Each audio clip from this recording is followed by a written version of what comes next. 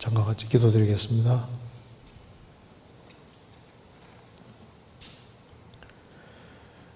자비로우신 우리 아버지 하나님, 마땅히 형벌 받을 수밖에 없는 저희들을 주의 보배로운 피로 구속해 주시고 아무 공도 없이 값없이 하나님 자녀로 삼아 주시고 또 소망 가운데 살게 해주시는 것을 감사합니다. 이 시간 주 성령께서 함께 해주시고 또 우리의 마음속에 역사해 주시고 또 궁금한 것들이 하나님 말씀으로 풀려지도록 도와주옵소서. 우리의 행보를 말씀 위에 굳게 세워주시고 말씀 가운데 살아갈 수 있도록 더욱 역사해 주옵소서.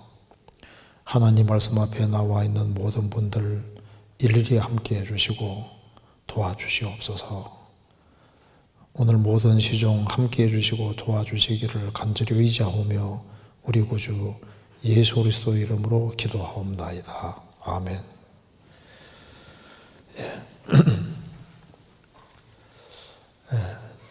오늘 여기 질문이 6개가 나와 있는데 질문이 상당히 까다롭습니다. 공부를 많이 하시는 것 같아요. 그래서 이게 좀 시간이 충분히 있으면 좋은데 시간이 제한되어 있기 때문에 최대한 간략하게 좀 말씀을 드려보도록 하겠습니다. 제가 먼저 첫 번째 질문부터 읽어보겠습니다. 이건 예종론에 관한 질문인데요. 제가 먼저 읽겠습니다. 시편 72편 6절에 보면 일단 먼저 질문의 내용을 먼저 읽겠습니다. 시편 71편 6절에 보면 내가 모태에서부터 주의 붙드신 바 되었사오며 내 배에서 어미 배에서 취하여 내신 바 되었사오니 라는 표현이 있고 또 에베소서 1장 4절에 보면 창세전에 그리스도 안의 소리를 택하사 라는 표현과 5절에 그 기쁘신 뜻대로 우리를 예정하사 라는 표현이 있는데요. 창세전에 모태에서부터 등등 우리가 태어나서 구원받을 것까지 예정하신 것을 말씀하시는 것 같습니다. 구원은 끝날 때까지 믿음이 확정되고 참으로 복음을 깨달아서 거듭난 사람이 참 구원이라고 알고 있는데 그럼 죽어서 참 구원이어서 주님 품으로 가면 이 구절들처럼 제 구원은 주님께서 창세전부터 모태에서부터 예정하셨던 것이라고 이해하면 될까요? 이 질문입니다. 좀 생각해 볼 만한 질문이죠. 여기에 이제 질문 내용 중에 구원은 끝날까지 믿음이 확정되고 참으로 복음을 깨달아서 거듭난 사람이 참 구원이라고 알고 있는데 그렇죠. 그래서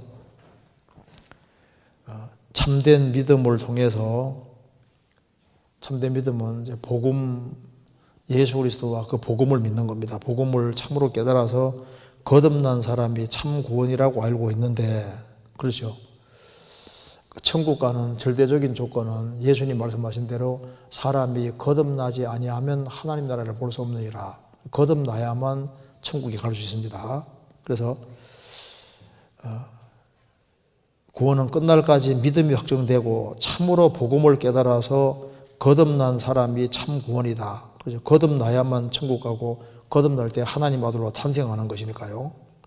그래서 거듭나야 천국 간다. 이것은 절대적인 겁니다. 그런데 성경에서 이제 예정이라는 말씀이 나오는데 일반 사람이 생각하는 것처럼 그런 예정론을 믿어서 천국 가는 건 아닙니다. 예정론을 철통같이 믿고 있어도 거듭 안 나면 천국 못 가는 거예요. 그리고 예정론에 대해 전혀 몰라도 거듭난 게 확실한 사람은 천국 갑니다. 그러니까 거듭나는 것을 대신할 수 있는 건 없어요. 그래서 거듭난 사람이 거듭나고 난 이후에 예정에 대해서 어떻게 이해하든 간에 그것이 구원에 영향을 미칠 수는 없잖아요. 하나님 자녀로 거듭난 사람은 하나님 자녀이기 때문에 자녀가 된 사람이 자녀가 안 될 수가 없습니다. 그래서 거듭난 하나님 자녀는 하나님 자녀로 탄생했기 때문에 성장하고, 그리고 이제 그 사람의 이해력 정도에 따라서 예정에 대해서 더 많이 이해하게 되는데요. 여기 이제 좀 여기 질문하시는 분은 이제 참 구원에 대해서 이렇게 복음을 깨달아서 거듭난 사람이 참 구원이다, 이렇게 알고 있다는 겁니다. 맞죠? 그래서 이제 알고 있는데, 그럼 죽어서 참 구원이어서 주님 품으로 가면 이 구절들처럼 제 구원은 주님께서 창세 전부터 모태에서부터 예정하셨던 것이라고 이해하면 될까요? 이건 상당히 생각해 볼 만한 질문입니다. 그래서 여기 이제 예를 드신 것 중에 첫 번째가 시편 71편 6절입니다. 잠깐 찾아보겠습니다. 시편 71편 6절.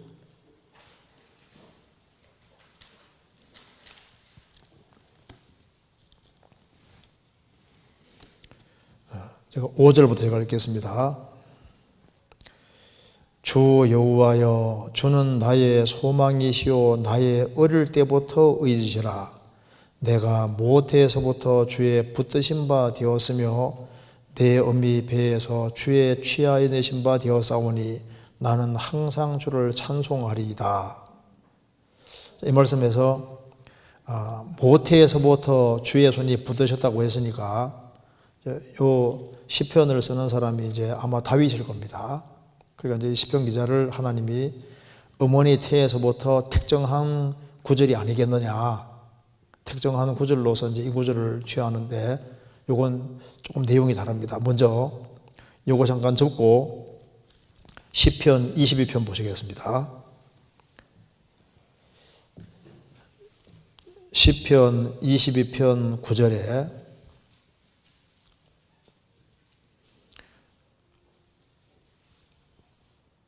오직 주께서 나를 모태에서 나오게 하시고 내 모친의 젖을 먹을 때 의지하게 하셨나이다.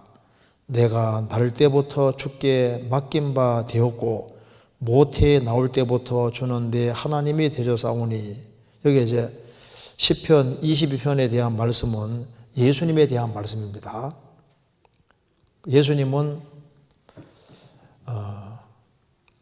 하나님이 창세 전부터 예수님을 이제 통해서 구원을 할 계획을 세우셨고, 그리고 계획 속에서 마리아 태를 빌려서 예수님이 나게 되십니다. 그리고 여기 시편 22편에 대한 내용은 예수님에 대한 얘기이기 때문에 이제 요 구절과 시편 71편은 조금 다릅니다. 시편 22편은 예수님에 대한 말씀인데 여기 시편 71편은 내용이 조금 다릅니다. 다시 보시겠습니다. 여기 71편 6절을 보시겠습니다. 내가 모태에서부터 주의 붙드신 바 되었사오며 내 어미 배에서 주의 취하여 내신 바 되었사오니 나는 항상 주를 찬송하리이다. 17절 하나님이여 나를 어려서부터 교훈하셨으므로 내가 지금까지 주의 기사를 전하였나이다. 하나님이여 내가 늙어 백수가 될 때에도 나를 버리지 마시며 내가 주의 힘을 후대에 전하고 주의 능을 장대 모든 사람에게 전하기까지 나를 버리지 마소서. 여기 다윗은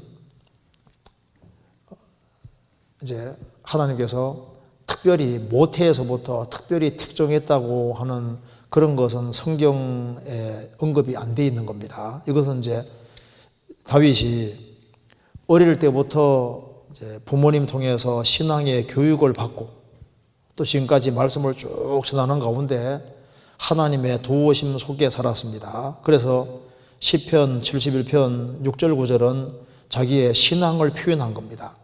그래서 어머니 태에서 나를 조직하신 분도 하나님이시고, 그리고 어머니 태에서부터 이제 그 속에 태속에 자라서 나오게 하고, 그리고 이제 신앙 교육을 받고 성장을 해서 이렇게 하나님 앞에 쓰임 받게 되는 이 모든 것이 정말 하나님의 은혜였다는 것을 말을 하면서, 하나님이 나를 조직하시고 만드신 것도 하나님의 은혜고, 또 신앙의 부모에 연결되어서 신앙 교육을 받은 것도 은혜고, 그리고 이제 지금까지 하나님 말씀을 전하고 살게 되는 그 모든 것도 하나님의 은혜였다는 걸 얘기를 하면서 이 모든 것이 하나님의 손길이 있었다는 것을 이제 강조하는 거니까, 이제 이건 개인 특정을 말하는 구절이 아니라 과거 돌이켜 봤을 때 모든 것이 하나님의 은혜였다는 것을 말하면서 자기 신앙 고백을 표현하는 겁니다. 우리도 보세요. 우리도 이제 구원받고 나면은 우리가 한국에 태어나서, 그리고 이제 어떤 가정에 태어났든 간에 하나님이 태속에서 나를 조직하셨고 만드셨고, 그리고 이런 모습으로 나오고 싶어 난 것이 아니지 않습니까? 그래서 우리가 구원받을 때도 보면은 과정을 생각해 봤을 때 구원받기 전에도 하나님 배후에서 일해 오셨고, 그리고 태속에서부터 나를 조직하시고 나를 만드시고 이런 모습으로 나도록 하신 분이 주님이지 않습니까? 그러니까 모든 것이 다 하나님의 은혜고 하나님의 사랑이고 축복이었다는 것을 말하는 구절이니까, 이걸 가지고서 개인 특정의 구절로 사용하면 이건 안 되는 거예요. 이건 개인 특정의 얘기가 아닙니다. 그래서 성경에 보면 이새의 아들 다윗을 만나니 내 마음이 아픈 사람이라. 하나님은 일꾼을 찾고 계셨는데 다윗이 그 일꾼으로 합당하기 때문에 주님께서 일꾼으로 부르셨고 귀하게 사용하신 거예요. 하나님은 구원받지 아니한 모든 사람도 배후에서 하나님이 조직을 하셨고, 구원 안 받은 사람 배후에도 주님은 계속 일하시고 계시는 겁니다. 구원을 받은 사람은 살아있을 때 그걸 느끼는 거고, 구원 안 받은 사람은 심판대 앞에 섰을 때 그걸 깨닫게 되는 겁니다.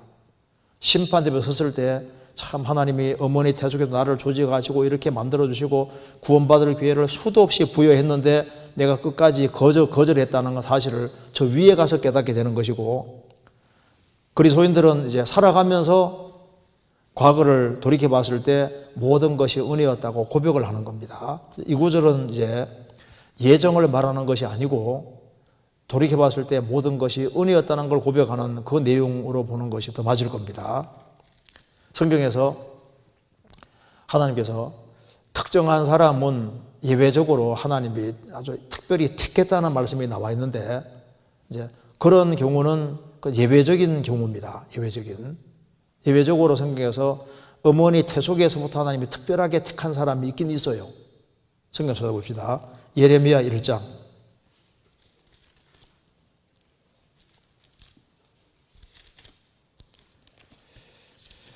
예레미야 1장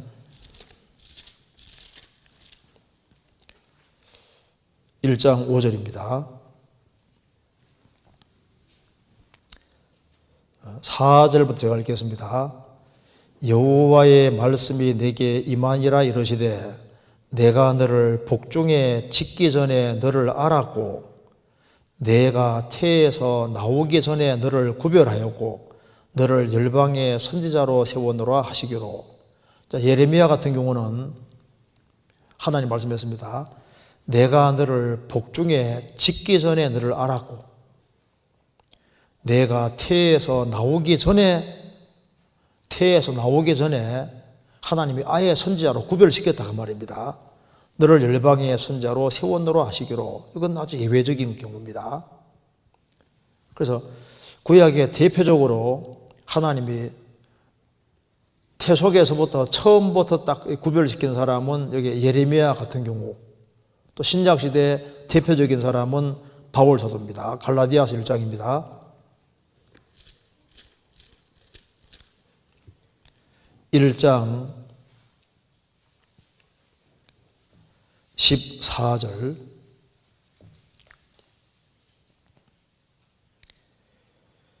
내가 내 동족 중 여러 연갑자보다, 연갑자는 같은 나이 또래를 말하는 겁니다.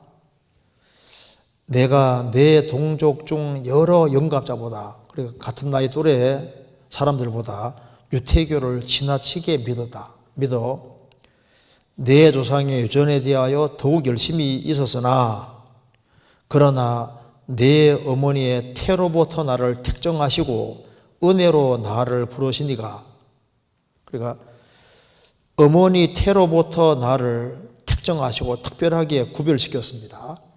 그래서 하나님께서는 아주 이방인 전도를 위해서 하나님이 특별하게 한 사람을 준비해 놓은 거예요. 그 바울 사도입니다. 구약 시대 때는 예레미야 같은 경우 하나님이 태속에서부터 좀 다 구별시킨 거예요.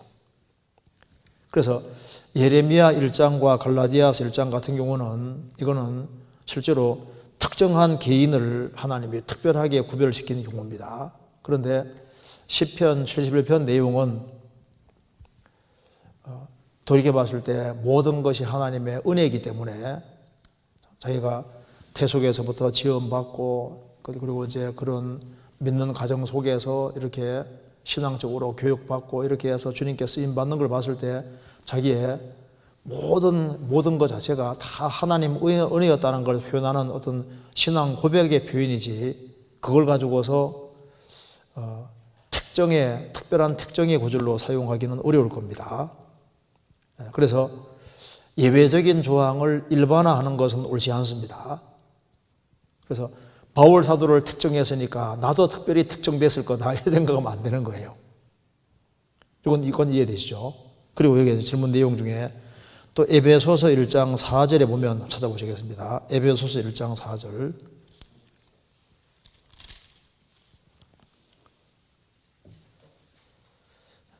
3절부터 제가 읽겠습니다. 찬송하리로다. 하나님 곧 우리 주 예수 그리스도의 아버지께서 그리스도 안에서 하늘에 속한 모든 신령한 복으로 우리에게 복주시되, 곧 창세 전에 그리스도 안의 소리를 택하사 우리로 사랑 안에서 그 앞에 거룩하고 흠이 없게 하시려고 그 기쁘신 뜻대로 우리를 예정하사 그리스도 예수 그리스도로 말미암아 자기의 아들들이 되게 하셨으니. 여기서 이제 질문 내용에 에베소서 1장 4절에 보면 창세전에 그리스도 안의 소리를 택하사라는 표현과 5절에 기쁘신 뜻대로 예정하사라는 표현이 있는데요, 창세전에 모태로부터 등등 우리가 태어나서 구원받을까지 예정하신 것을 말씀하시는 것 같습니다 하는 질문입니다. 여기에 창세전에, 여기 4절에 창세전에 그리스도 안의 소리를 택하사. 근데 이제 이런 걸 이해할 때 참 조심해야 됩니다. 먼저 두 가지를 조심해야 되는데, 창세 전에 그리스도 안의 소리를 택하사. 제가 한번 적어 보겠습니다.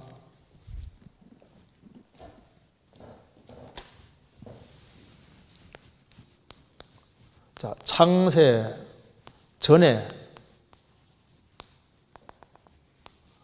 택하사. 여기 이제 두 가지를 아셔야 됩니다. 첫째, 여기 그리스도 안에서라는 말이 있고, 또 한 가지는 여기 13절 보시겠습니다.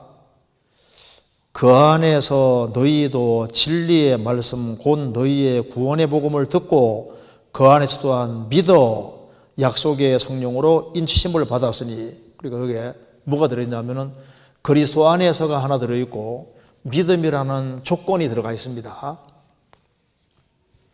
그러니까 택하셨는데, 그럼 누굴 택하셨냐면 우리를 택하사.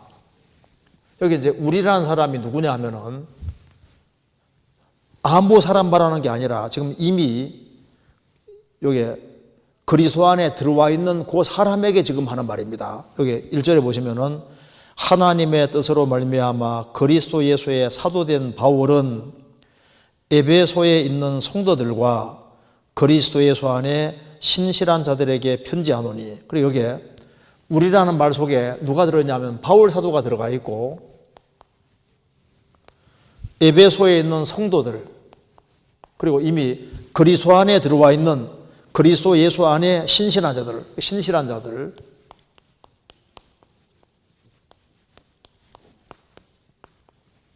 그러니까 여기 우리라는 사람들은 누구냐 하면은 이미 성도가 된 사람에게, 저 거듭난 사람에게 지금 하는 말입니다. 거듭남. 이미 거듭난 사람에게 하는 말이니까, 거듭나지도 아니한 사람이 우리를 택했다 그랬으니까 나는 만선보다 택함 받았다 이렇게 믿고 있어도 이건 이미 거듭난 사람에게 하는 말이기 때문에 거듭나지 아니한 사람은 여기에 해당 조항이 없는 거예요. 무슨 말이 되시죠? 그리고 하나님은 창세전에 우리라는 걸 택했다고 할 때 우리를 택했다는 말이 무슨 말이냐 하면은, 하나님이 창세전에 인간이 타락할 경우를 대비해서 예수님을 보내줄 것도 미리 계획을 하시고, 그러니까 창세전에 뭘 계획했냐면은 예수님을 보내줄 것을 미리 계획을 하시고, 예수님이 오셔서 십자가에 죽으시고 부활하심으로 예수님이 구원을 완성하시고, 또 그래서 예수님으로 말미암아 주님 몸된 교회를 이루실 것도 예정을 하시고, 그리고 이제 그리스도 예수 안에 그리스도의 예수님의 공로가 있기 때문에, 다른 거 하나도 안 보시고 믿음이라는 조건 하나로, 믿음이라는 거 하나를 통해서 그리스도 예수 안에 들어올 수 있는 길을, 이걸 하나님이 미리 정하신 거예요.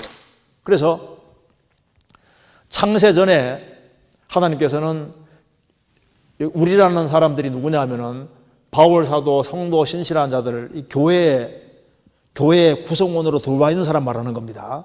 그러니까 하나님은 창세전에 예수님 보내줄 것을 이미 계획을 세우셨고, 예수님 십자가 통해서 구원을 완성할 것도 계획을 세우셨고, 예수님의 복음을 통해서 이제 주님 몸된 교회에 세울 것도 예정을 하셨고, 그리고 요 예정 안에 들어오는 방법은 딱 하나, 다른 조건 하나도 안 보고 그리스도 예수 안에, 그리스도의 공도, 그리스도 예수 안이란 말이 뭐냐면 그리스도 예수의 공도가 있기 때문에 아무 조건 없이 믿음이란 조건 하나만으로서 이 우리라는 속에 들어오게끔 하신 겁니다.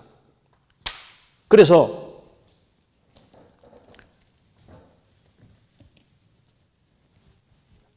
여기 이제 창세전에 그리스도 안에서 택하셨다. 그러니까 항상 예정을 이해할 때는 어떻게 이해되냐면은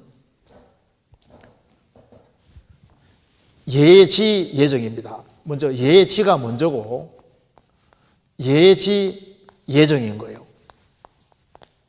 하나님은 미리 아시고 아심의 근거에서 정하시는데, 요 사이에 뭐가 있냐 하면은 이제 예지 예정 사이에 뭐가 들어있냐 하면은 그리스도의 공로가 있기 때문에 인간 편에서는 반드시 복음 전해지는 과정에서 하나님께서 누가 복음을 받아들일지를 아시지 않습니까?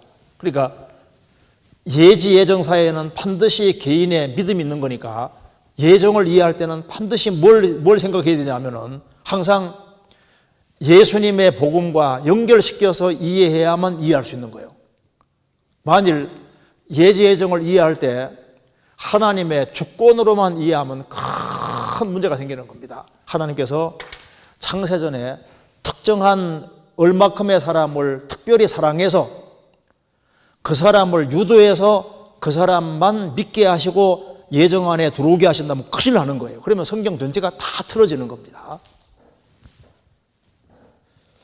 그래서 여기에 4절에 창세전에 그리스도 안의 수리를 택하사, 5절에 그 기뻐하신 뜻대로 우리를 예정하사 그리 예수 그리스도로 말미암아 자기의 아들들이 되게 하셨으니, 즉 그리고 예정 안에 들어오는 길은 조건이 딱 하나 있는데 복음을 받아들이는 그 조건이 하나 있다 그 말입니다. 조건. 그래서 하나님께서 택하셨다 이런 거 얘기 나올 때 항상 이걸 믿음과 연결시켜서 이해해야 됩니다. 그래서 전지전능이라는 것이 하나님이 전지하시고 그리고 예지하시고 미리 아시고 정하실 때 그 사이에 하나님께서는 반드시 인간이 회개하고 믿어야 된다는 그 전제에 근거해 가지고 예정이 안에 있는 것이지, 특정한 사람이 하나님께서 특별히 어떤 사람을 점지해 가지고 그렇게 해서 구원시키는 것으로 하면 큰일 나는 거예요. 성경에 그렇게 안 되어 있습니다. 그래서 성경은 누구든지 믿고 회개하고 믿으면은 예정 안에 들어올 수 있게 되어 있는 거예요.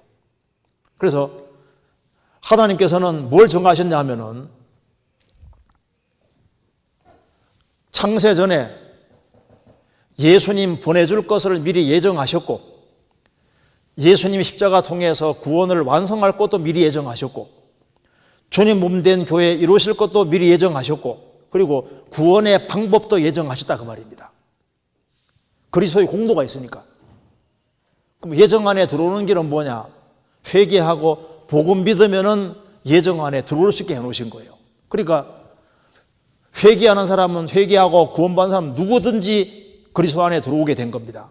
그래서 하나님이 창세전에 나만 특별히 생각해서, 나만 특별히 사랑해서 그렇게 해서 믿게 하셨고, 그렇게 해서 내가 구원받았다.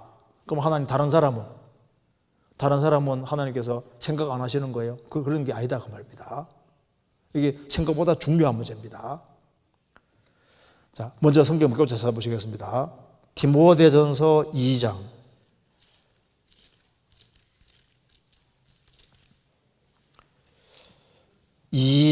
4절.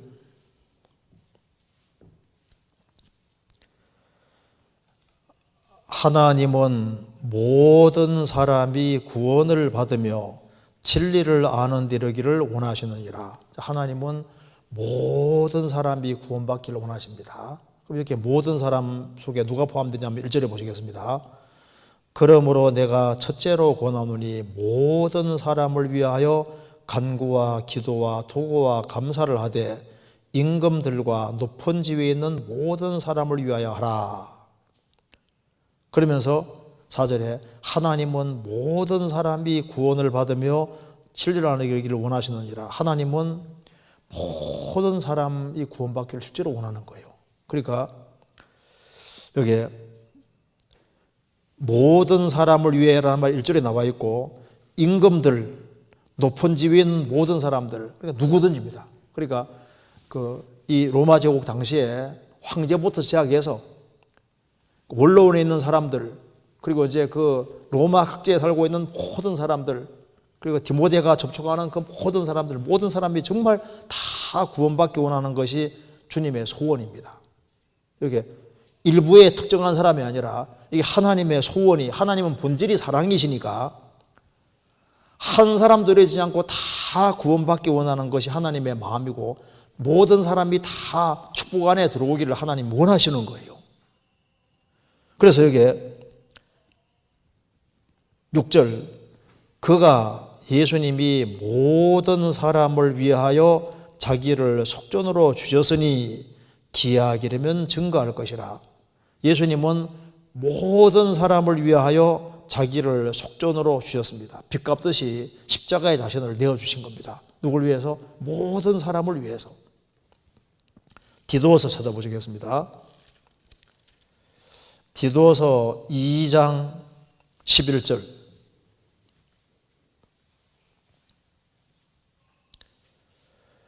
모든 사람에게 구원을 주시는 하나님의 은혜가 나타나, 모든 사람에게 구원을 주시는 하나님의 은혜가 나타나, 구원 주시는 하나님의 은혜는 모든 사람에게 나타나요. 모든 사람에게. 이건 은혜이기 때문에 모든 사람에게 다 나타나 있는 겁니다. 바울 사도가 왜 복음 부끄러지 않냐면은 믿는 사람은 누구든지기 때문에 복음 부끄러지 않는 거예요. 로마서 1장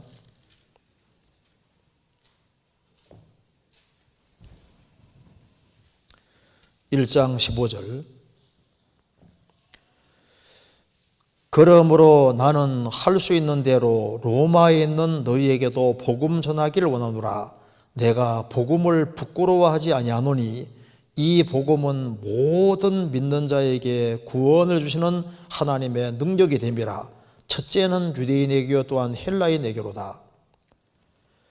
내가 왜 복음 부끄러지 않느냐? 이 복음은 모든 믿는 자에게 구원을 주시는 하나님의 능력이다. 하나님 백성이든 유대인이든 헬라인 이방인이든 관계없다 그 말입니다. 모든 믿는 사람, 믿는 사람은 누구든지인 거예요. 로마서 3장 22절 찾겠습니다.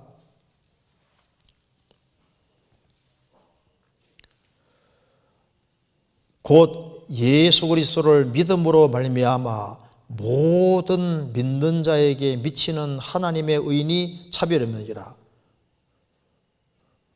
예수 그리스도를 믿음으로 말미암아 모든 믿는 자에게 효력이 미친다 그 말입니다. 하나님의 의인은 믿는 사람에게 효력이 미치게 되는데 모든 믿는 자, 믿으면 되는 거예요. 그래서 하나님이 특정한 사람만 미리 사랑해서 특정한 사람만 구원받도록 유도하시고 다른 사람은 유기하고 버린다면 그 성경 해석하는데 큰 문제가 생기는 겁니다. 그러면 하나님을 이상한 분으로 만드는 거예요. 하나님은 본질이 사랑이십니다. 요한복음 3장 보시겠습니다.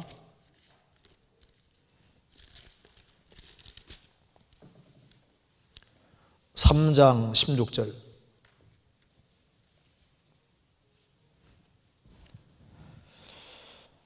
하나님이 세상을 이처럼 사랑하사 독생자를 주셨으니 이는 저를 믿는 자마다 멸망치 않고 영생을 얻게 하려 하심이니라.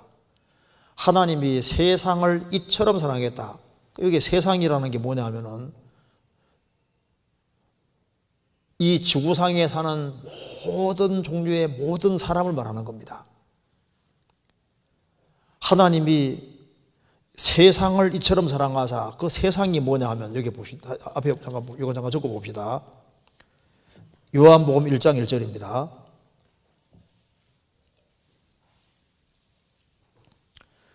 태초에 말씀이 계시니라. 이 말씀이 하나님과 함께 계셨으니 이 말씀은 곧 하나님이시니라.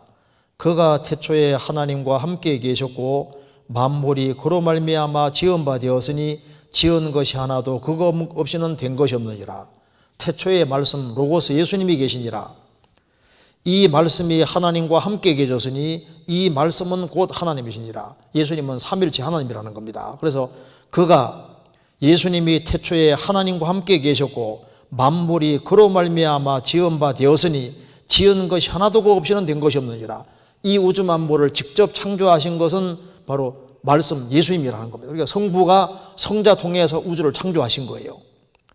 그리고 뒤에 보면은 10절 그가 예수님이 세상에 계셨으며 세상은 그로 말미암아 지은 바 되어서되 세상이 그를 알지 못하였고 자기 땅에 오매 자기 백성이 영접지 아니하였다.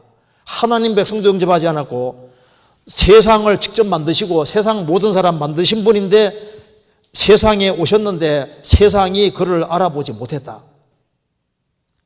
하나님은 세상을 이처럼 사랑하사 독생자를 주셨으니 세상이 뭡니까? 지구상의 모든 사람인 거예요. 이는 저를 믿는 자마다 멸망치 않고 영생을 얻는 거예요. 그러니까 믿으면은 누구든지 멸망치 않고 영생 얻는 겁니다. 마태복음 11장입니다.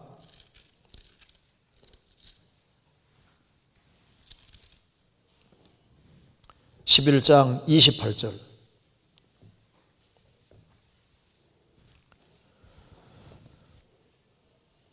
수고하고 무거운 짐진 자들아 다 내게로 오라.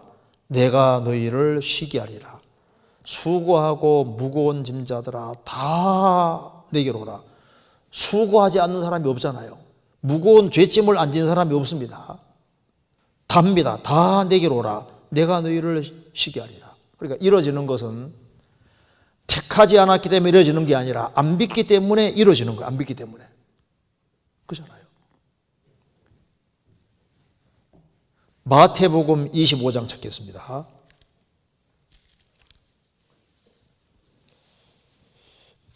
25장 34절을 보시겠습니다. 그때 임금이 그 오른편에 있는 자들에게 이르시되 내 아버지께 복받을 자들이여 나와 창세로부터 너희를 위하여 예비된 나라를 상속하라. 여기 제가 적어보겠습니다. 예수님이 오른편에 있는 자들에게 뭐라고 말씀하신다면은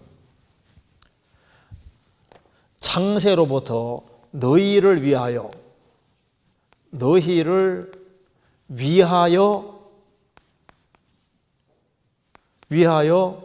예비된 이런 말씀이 있습니다.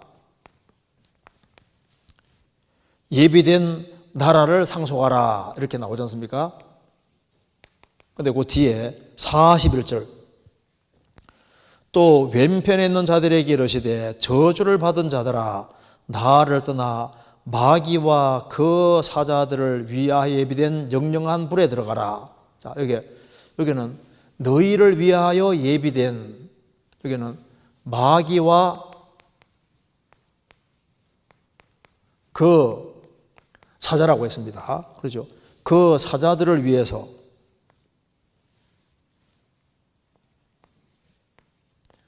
위하여 예비된,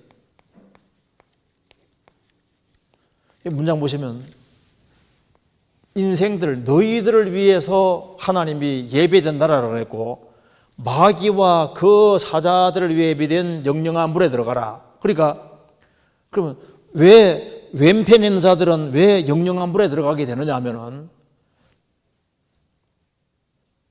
그 왼편에 있는 사람들을 위해서 원래 예비해 둔 것이 아니고 지옥은 마귀를 위해 예비해놨는데 왜 사람이 지옥을 가느냐? 끝까지 왼편을 택한 거예요. 끝까지 안 믿는 길을 택했기 때문에 지옥 가는 것이지 하나님이 택하지 않았기 때문에 지옥 가는 게 아니라 끝까지 마귀 편을 택했기 때문에 자기가 지옥 가는 겁니다. 그렇잖아요. 그래서 예정이라고 하는 것은 반드시 하나님의 은혜와 사랑을 빼놓고 하나님 은혜와 사랑을 빼놓고 오로지 하나님의 주권으로만 이해하면 안 된다 그 말입니다. 하나님은 주권 가지고 계시니까 하나님께서 야 너 천국 가, 너 지옥 가 이렇게 하나님의 주권을 하나님이 마음대로 행사하는 그런 주권이 아니고 인간의 관계에 대해서는 그게 아니다 그 말입니다.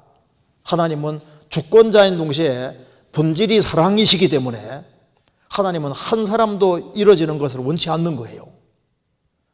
그래서 이제 살아있을 때 구원을 받은 사람은 이제 살아가면서 하나님의 손길을 계속 느껴가는 겁니다.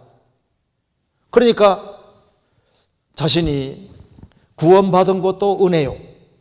그리고 이제 신앙생활하는 모든 것도 은혜고 참 내가 한국에 태어나서 이런 부모 아래 태어나고 이런 과정 통해서 구원받게 됐으니까 그래서 참 모든 것이 하나님 은혜라고 하는 것을 표현하는 것인데 구원을 안 받은 사람은 하나님이 안 도와주느냐? 구원 안 받은 사람도 주님이 도와주고 계시잖아요. 근데 그 사람들은 언제 깨닫냐면은 하나님이 끊임없이 그 사람 배후에서 사랑 베풀어 주시고 도와주셨는데 그걸 계속 무시하고 살았는데 저 위에 가서 심판대에 섰을 때 그걸 다 깨닫게 되는 겁니다. 성경 로마서 2장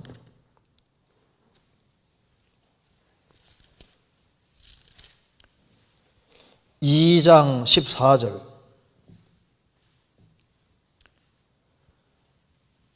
홍내가 2장 4절입니다. 2장 4절 홍내가 하나님의 인자하심이 너를 인도하여 회개케 하심을 알지 못하여 그의 인자하심과 용납하심과 길이 참으심의 풍성함을 멸시하느뇨. 다만 내 고집과 회개치 아니한 마음을 따라 진노의 날 곧 하나님의 의로우신 판단이 나타나는 그날에 임할 진노를 내게 쌓는도다. 홍내가 하나님의 인자하심이, 하나님은 사랑으로 충만하신 분입니다. 인자하심이 너를 인도하여, 하나님은 사랑이 풍성하시니까 인자하심은 사람을 인도하는 것으로 나타납니다. 하나님은 너를 인도하여 회개케 하려고 하시는데 그 회개케 하심을 알지 못하여 하나님의 인자하심과 용납하심과 길이 참으심의 풍성함을 멸시하느뇨. 하나님은 그를 구원의 길로 인도하기 위해서 끊임없이 배후에 작업하고 노력하고 계시는데 그걸 계속 멸시하고 무시하고 고집을 부리니까 진도가 점점 쌓여가는데, 그래서 심판 앞에 서면은 하나님은 인자하신 분이고 하나님은 사랑으로 충만하신 분이기 때문에 인생 배후에서 나를 인도해서 회개시키려고 끊임없이 노력하셨는데 그걸 내가 계속 멸시했다는 사실을 저 위에서 깨닫게 되는 거예요. 그래서 이제 확실히 거듭난 사람이 거듭난 이후에 이제 내가 거듭나고 난 이후에 돌이켜 봤을 때 이게 전부 다 하나님 은혜라는 것에 넘어서서 나를 특별하게 하나님이 예정을 하셨구나 이렇게 믿는다 해서 뭐 천국하고 지옥 가는 문제가 아니지 않습니까? 그런데 그러면 하나님이 나를 미리 창세부터 예정했다고 하면 그러면 이루어지는 사람은 왜 이루어지는 거예요? 그럼 그 사람은 그럼 예정이 안 됐기 때문에 지옥 가는 거냐고, 이렇게 되면 또 문제가 더 심각해지잖아요. 그래서 여기에 예정론을 이해하는 데 있어서 이 질문이 참 이게 중요한 질문입니다. 그래서 내 구원은 하나님이 나를 특정하게 특별하게 다 미리 점지하셔가지고 이렇게 해서 나만 특별히 사랑해서 이런 식으로 했다고 하지 않습니까? 그런 식으로 그러면은 성경의 상당 부분에서 상당한 문제가 생기게 되는 겁니다. 성경 시편 50편 찾아보시겠습니다.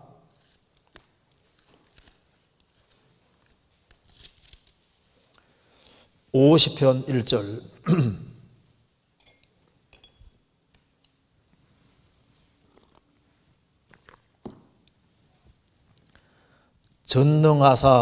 전능하신 자 하나님 여호와께서 말씀하사 해 돋는 데서부터 지는 데까지 세상을 부르셨도다. 하나님은 유대인의 하나님뿐 아니라 모든 자의 하나님이시기 때문에 여호와께서 말씀하사, 말씀으로 해 돋는 데부터 지는 데까지 전 세계입니다. 전 세계 온 세상을 사람을 부르셨도다. 특정한 사람이 아니라 모든 사람을 다 부르시고 계시는 거예요. 그래서 그 뒤에 15절까지는 하나님이 부르실 때 부르심에 응답한 사람의 축복이 나와 있는 겁니다. 여기 5절에 보시겠습니다. 이르시되 나의 성도를 내 앞에 모으라 곧 제사로 나와 언약한 자니라 하시도다. 그러니까 하나님은 온 세상을 부르시고 계신데 이제 그 부르심에 응답한 사람들이 하나님의 성도들인데 어떻게 성도가 됐느냐? 제사로 나와 언약한 자니라. 구약시대 때는 짐승의 피제사로, 신약시대 때는 예수님 피제사로 이렇게 언약이 된 사람. 내 주와 맺은 언약은 영불변하시니. 그러니까 그 언약이 맺어진 사람이 성도고, 그 성도는 하나님께서 이제 그를 이끌어 가시고 나중에는 저 위에까지 모으시는 겁니다. 그런데 그 뒤에 5절에는 성도를 내 앞에 모으라 그랬는데 16절에 악인에게는 하나님이 이르시되 내가 어찌 내 율례를 전하며 내 언약을 내 입에 두느냐? 내가 교훈을 미워하고 내 말을 내 뒤로 던지며 도적을 본적 연합하고 간음하는 자와 동료가 되며 네 입을 악에게 주고 네 혀로 괴사를 지으며 앉아서 내 형제를 공박하며 내 엄미 아들을 비방하노도다. 내가 이 일을 행하여도 내가 잠잠하였더니 내가 나를 너와 같은 줄로 생각하여도다. 그러나 내가 너를 책망하여 내 죄를 내 목전에 차례로 베풀리라 하시는도다. 복음이 전 세계에 전해지는 과정에서 주님의 피제사를 받아들인 사람은 성도가 되는 거고, 끝까지 그것을 거역하는 사람은 악인이 되는 겁니다. 그래서 하나님께서 말씀하십니다. 악인에게는 말씀하시기를 내가 어찌 내 윤례를 전하며, 하나님 말씀을 전하는데 자기는 안 믿어요. 내 언약을 내 입에 두느냐. 입에서는 다 얘기를 하는데 자기 마음으로 안 받아들이면 성도가 될 수 없잖아요. 마음으로 믿어야 이르는데 마음으로 안 믿고 입으로만 해봤자 소용없는 겁니다. 형식적인 게 되는 겁니다. 그래서 내가 교훈을 미워하고 내 말을 내 뒤로 던지며, 그래서 21절에 내가 이 일을 행하여도 내가 잠잠하였더니 내가 나를 너와 같은 줄로 생각하였도다. 그러나 내가 너를 책망하여 내 죄를 내 목전에 차려버리라. 그러니까 죄가 근본적인 문제인데 예수님 피가 죄를 처리하셨으니까 예수님 피 공도를 받아들이면 성도가 되는데, 주님 공도를 안 받아들이니까 죄가 다 나열되게 되잖아요. 그래서 22절에 하나님을 잊어버린 너희여 이제 이를 생각하라. 그렇지 않으면 내가 너희를 찢으리니 건질 자 없으리라. 그러니까 근본적인 문제가 죄니까 심판대에서는 죄가 문제가 되니까 죄를 해결하고 죄를 해결해야만 성도가 된다는 걸 강조하는 겁니다. 그러니까 하나님께서 나만 특별히 사랑하셨고 이렇게 생각하면 안 맞아요.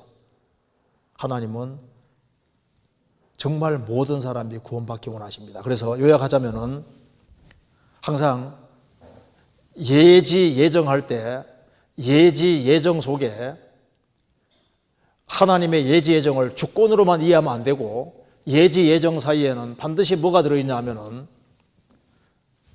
그리스도의 공로가 있기 때문에 반드시 그 사이에 예정 사이에는 개인이 회개하고 믿어야 된다는 게 들어가 있다고 말이에요. 그러니까 회개하고 믿는 그 사람이 예정 안에 들어갈 수가 있는 거예요. 에베소 성도들도 회개하고 믿었기 때문에 우리라는 속에 들어가게 되는 겁니다. 그래서 항상 예정에 관해서는 그리스도와 관련해서 이해해야지 주권으로만 이해하면 안 되는 거예요. 주권으로만 이해하면 안 되고 예수님의 공로와 항상 연결시키고 회개와 믿음과 연결시켜서 이해해야만 이해가 되는 겁니다. 이거 이해되시죠? 이 정도 하고 예정에 대해서는 다음 기회에 좀 자세히 좀 말씀드리겠습니다. 자, 그 다음 질문 보시겠습니다. 두 번째 질문입니다.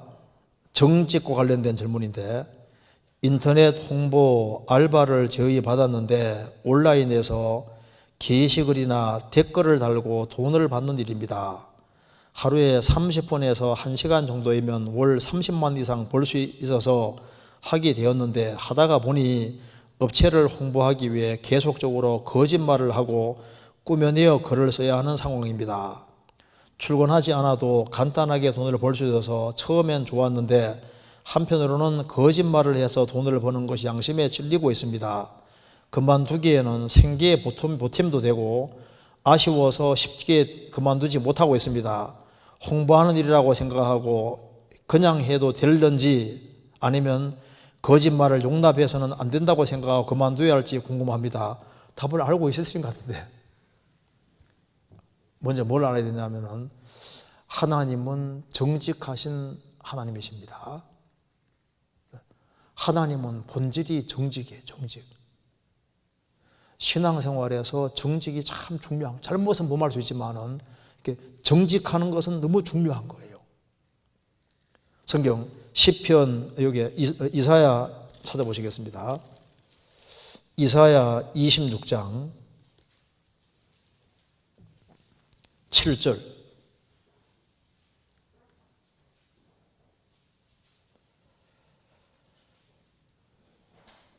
의인의 길은 정직하며 정직하신 주께서 의인의 첩경을 평탄케 하셨도다.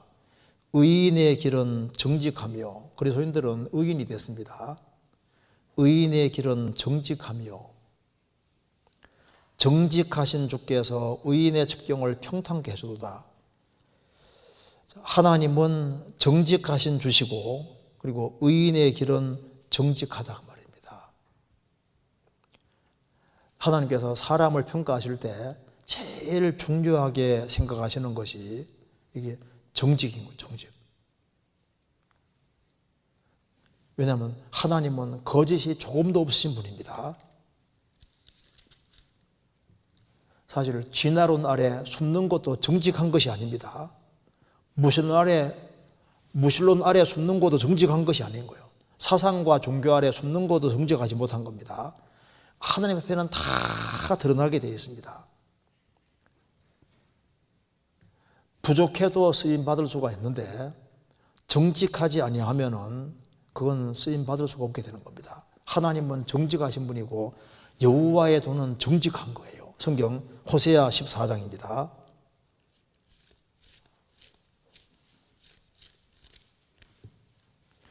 호세아 14장 9절.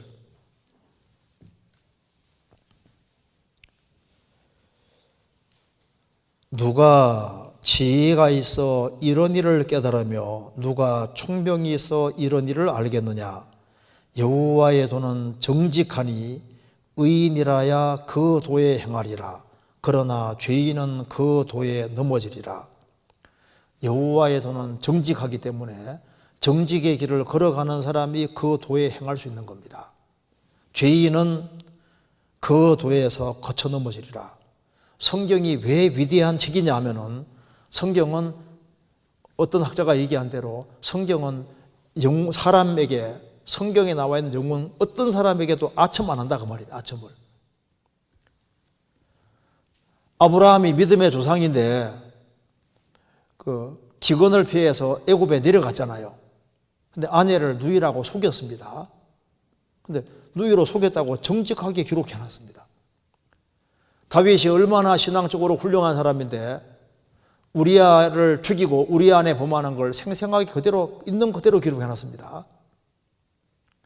그리고 예수님 공생의 당시에 예수님 형제들을 또 예수님을 안 믿었다고 요한복음 7장에 기록되어 있잖아요.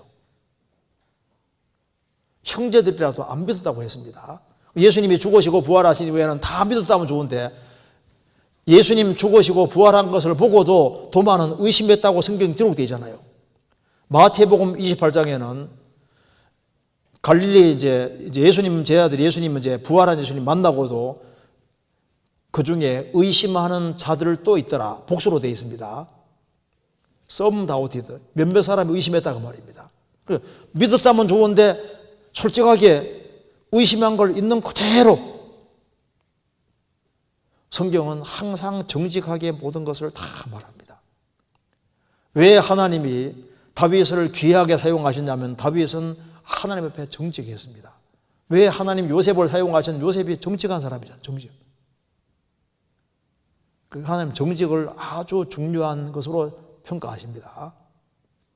이 세상엔 곤모술수가 아주 난무하는 시대인데 세상은 아무리 바뀌어도 하나님은 바뀌지 않고 성경은 바뀌지 않습니다. 그래서 정직이 아주 중요한 요소고 하나님이 가장 심각하고 중요하게 여긴다는 것을 생각을 해야 됩니다. 열왕기상 15장.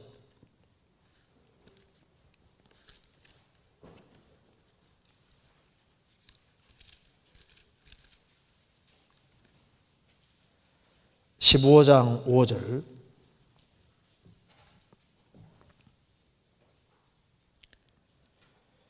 이는 다윗이 헷사람 우리아의 일 외에는 평생에 여호와 보시기에 정직 행하고 자기에게 명하신 모든 일을 어기지 아니하였음이니라.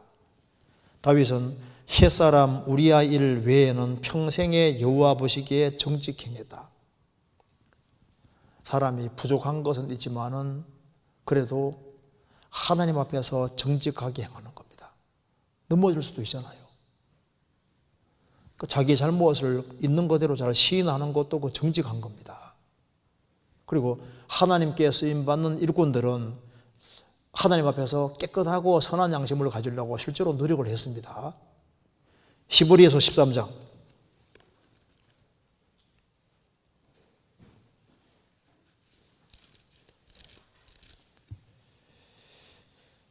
히브리서 13장 18절입니다.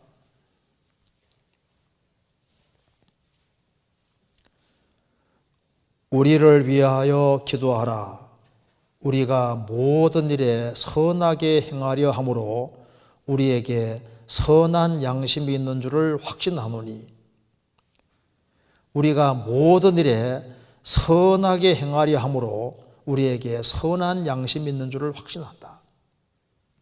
하나님 일꾼들은 선하게 행동하고, 왜냐하면 선한 양심을 가지고서 살기 때문에 힘들다는 말이 맞는 겁니다. 사도행전 24장입니다.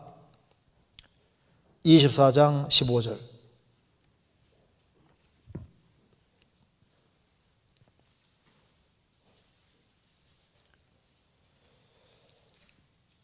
저희의 기다리는 바 하나님께 향한 소망을 나도 가졌으니 곧 의인과 악인의 부활이 있으리라 함이라.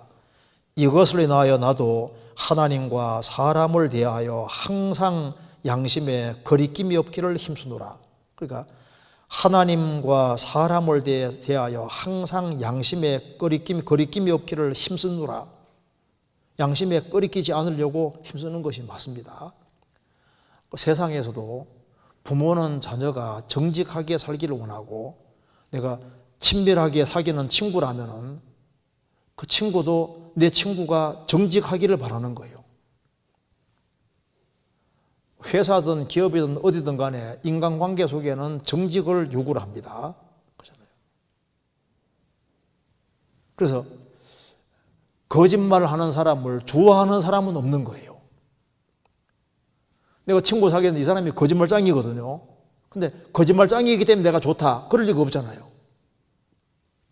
마귀는 거짓말짱이요 거짓의 압입니다. 마귀는 거짓말을 할 때마다 제 것으로 말한다. 거짓말이 마귀는 참말이고 참말이 거짓말인 거예요.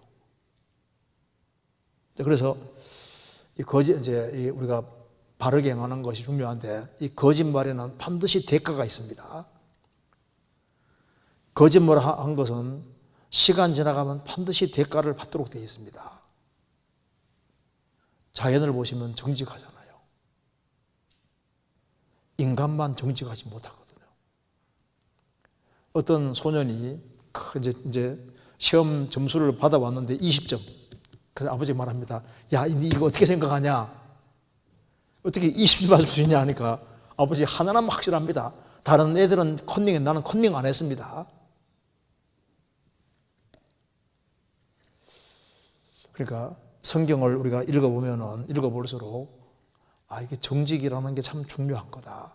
그리고 하나님은 정직하게 살려고 하는 사람은 하나님 성품에 맞기 때문에 하나님이 어떤 방법으로든 도와주실 겁니다.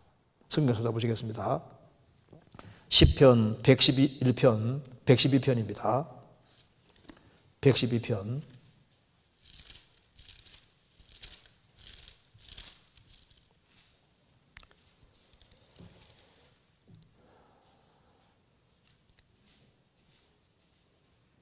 4절. 정직한 자에게는 흑암 중에 빛이 일어나나니 그는 어질고 자비하고 의로운 자로다. 은혜를 베풀며 꾸이는 자가 잘되나니 그 일을 공의로 하리로다. 저가 영영이 동치 아니하며 의인은 영원히 기념되리로다. 그는 흉한 소식을 두려워 아니하며 여호와를 의뢰하고 그 마음을 굳게 정하였도다. 정직한 자에게는 흑암 중에 빛이 일어나나니 그는 어질고 자비하고 의로운 자로다. 적은 소득이 의를 겸하면 많은 소득이 불의를 겸하는 것보다 낫습니다. 그래서 우리가 버는 것도 정직하게 벌려고 하고, 소득이 적어도 정직하게 보려고 하는 것이 필요한 거예요. 그리고 하나님은 정직한 사람은 딱 보시고 여러 가지 방법으로 축복해 주십니다. 그래, 이런 내용이 나옵니다. 중세 시대에 수도원 원장이 있는데, 수도원 원장에 제자들이 이렇게 많이 있는데, 그 수도원 원장은 특별히 한 제자만 유난히 사랑하는 거예요. 중요한 일만 있으면 그 사람을 시키는 겁니다. 그래, 다른 제자들이 굉장히 항의를 많이 했습니다. 어떻게 한 사람만 특별하게 사용할 수 있냐 하니까, 저녁에 이제 수도 원장이 이제 제자를 불러놓고 왜 중요한 걸 맡길 수밖에 없는지 이유를 말하면서 오늘 저녁에는 닭 요리를 하겠는데 너희들이 닭을 잡아오너라. 닭을 잡을 때 반드시 아무도 보지 않는 거 잡아오도록 하라. 그래서 각각 닭을 잡아가지고 왔는데 다 잡아왔는데 한 제자만은 제일 늦게 온 겁니다. 와서 닭을 안 죽이고 가져온 거예요. 그래서 왜 못 죽였냐 하니까 원장님 제가 아무도 안 보는데 닭을 잡기 위해 하루 종일 수도원 이거저거 다녔는데 아무도 보지 않는 곳이 없어서 그냥 가져왔다 그 말입니다. 아무도 안 보는 곳이 없다 그 말입니다. 그러니까 다른 제자들이 그러니까 이 제자가 특별하게 뭐가 있습니까? 하나님 앞에서 정직한 것이 있는 거예요. 정직한 것이. 하나님은 정직을 눈여겨보시는 것이 맞습니다. 어떤 한 분이 이제 가족들과 같이 이렇게 쫙 차 몰고 이제 가고 있는데 아내가 여보 잠깐 여기 좀 이렇게 잠깐 세우라고. 그래서 이제 왜 세우냐 하니까 깻잎 있지 않습니까? 깻잎 받친 거예요. 그래서 요거 오늘 좀 따가지고 요리해 먹으면 좋겠다고. 그래서 아내도 내리고 자녀들도 내려가지고 막 따는 겁니다. 그리고 이제 야 많이 땄으니 갑시다 하니까 그 남편 되시는 분이 남의 것을 땄는데 그냥 가면 안 되지.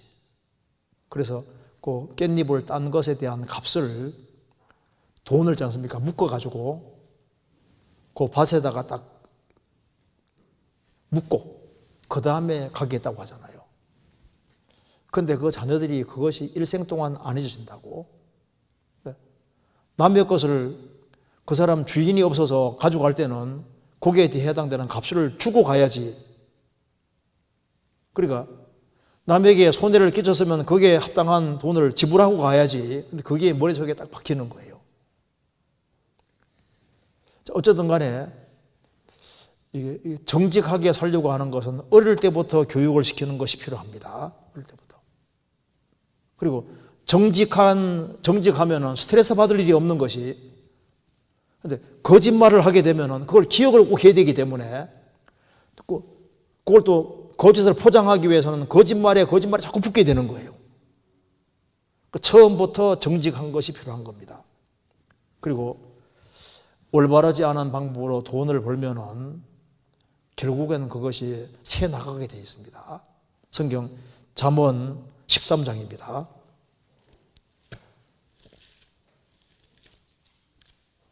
13장 11절.